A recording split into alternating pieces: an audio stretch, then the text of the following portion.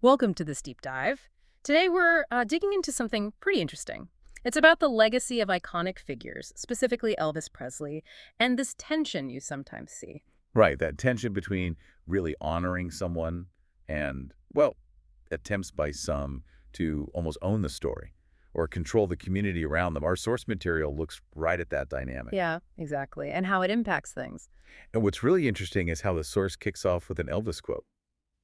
He apparently said, "The image is one thing and the human being is another. It's very hard to live up to an image." Oh, wow. That really sets the stage, doesn't it? Puts the focus on the human versus this, like, controlled image people might try to enforce. Precisely. It frames the whole discussion. So our goal here, exploring this material, is to understand the difference the source draws, between what it sees as genuine preservation and maybe harmful beat keeping. Yeah, and the source is pretty clear on what genuine preservation looks like. It's about the music, definitely his huge cultural impact, but also, importantly, his humanity. Respecting the person. Exactly. And creating a space that's welcoming to educate new fans, bring people in. Right. The material mentions positive examples, like well-researched books, maybe. Yes, or respectful online channels that celebrate him, with facts and positivity. Communities built on shared excitement, not keeping people out. According to the source, these things add to his legacy, make it richer, more accessible. Which makes sense, right? It's about sharing, not hoarding. It feels more aligned with what he was about sharing his music. Okay, so let's shift gears a little. The source also talks about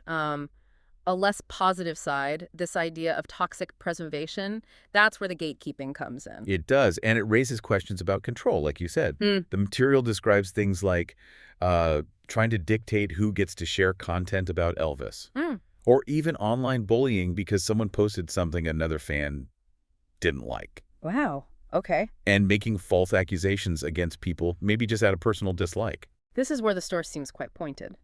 It mentions specific actions like harassment, demanding content gets taken down, framing it not as protection, but as using Elvis's name for drama. Yeah, there's a really strong quote in the source about that. It says something like, "It's not okay to bully someone. It's not okay to accuse someone of things they didn't do. That's not protecting Elvis. That's exploiting his name for your own bitterness." That's pretty direct. Exploiting his name? Oof. It is. And the source really emphasizes the damage this does. It pushes people away. New fans, maybe even existing ones.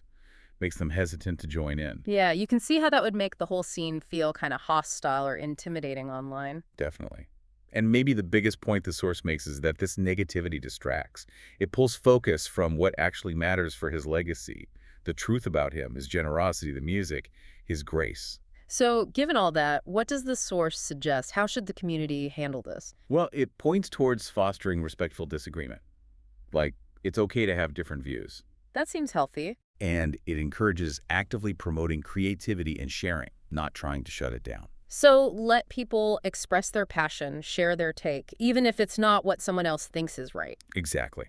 The idea is to lift up the content that celebrates him positively, builds community, instead of attacking others. Okay, so summing that up, the source really contrasts genuine preservation, honoring the music, the impact, the person, educating positive communities. With what it calls toxic preservation, gatekeeping, bullying, using his name for conflict, which it flat out says is exploitation, not protection, harms the legacy. And the suggested response is more about respectful discussion, creativity, sharing, focusing on the positive contributions. Yes, uplifting the good stuff. And, this connects interestingly to another quote the source uses, also from Elvis. "I believe all good things come from God. That includes all the good things that have come to me and to my folks." How does the source connect that? Well, it reads it as reflecting a spirit of sharing blessings, not controlling them. Ah, I see. If he saw his own success as a gift to be shared. Then trying to tightly control or gatekeep his legacy feels kind of counter to that spirit, right? Yeah, it seems fundamentally at odds with that sense of generosity he projected. It really makes you think. So the source leaves us with this question, really. Think about the difference between passion for something and feeling like you possess it. Right.